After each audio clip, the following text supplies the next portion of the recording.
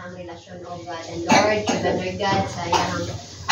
as parents, O Lord, I pray, Father God, na ikaw, Lord God, ang mag-lead, mag-guide kanila, Lord God, na mag-guide nila ang mga bata, Lord God,